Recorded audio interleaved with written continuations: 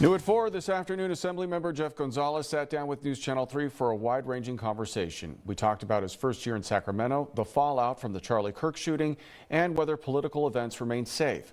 Gonzalez also weighed in on local fears tied to immigration enforcement and said the pilgrimage of Our Lady of Guadalupe from Palm Springs to Coachella should continue despite recent cancellations. Take a listen to our conversation with Garrett Huddle.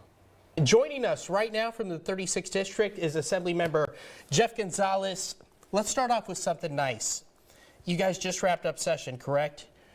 You've been in the Capitol in Sacramento on, I think, a whirlwind legislative session. Now you're back home. It's got to feel good. It feels great to be back home. It feels great to see my wife and my family and just be able to take in some of that desert air, which is always amazing. Give us the update. What happened this past week? It was a whirlwind week. We have hundreds of pieces of legislation that were going on. We started on Monday and we went all the way through.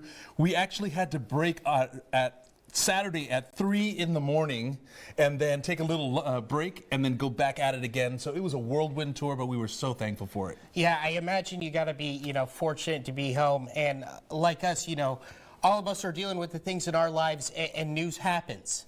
Absolutely. And one thing that I think sucked up all of the attention from all of the other stories that was happening last week was the Charlie Kirk shooting. And the reason I bring that up is, I remember watching you standing at the podium, accepting your win in the 36th District. I got to ask you, how do you feel about going out and speaking publicly and holding public events now? Are you worried about safety? I'm heartbroken for Charlie, for his family, for his kids.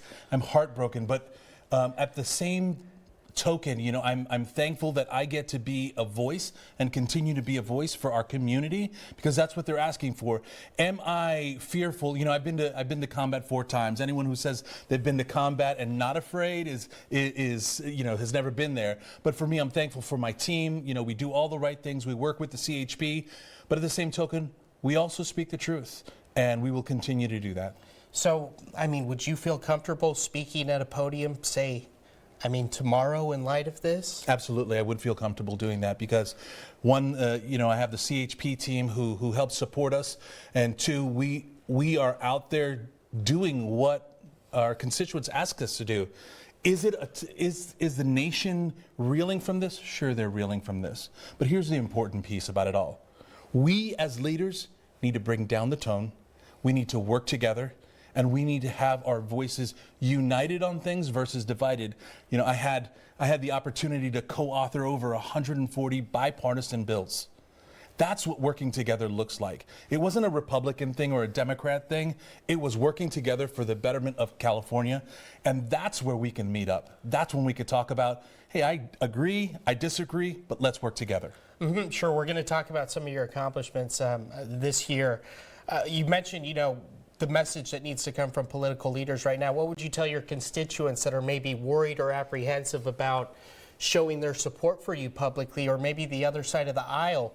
Right now, people, sitting at home in front of their TVs may be worried about going to events publicly or public events in general right now. Sure. I have people that support me on the Democrat side, independents, no party preference, and Republicans across the board. Many people that support me. And I understand that feeling that they have, but also I would tell them, let this not stop us.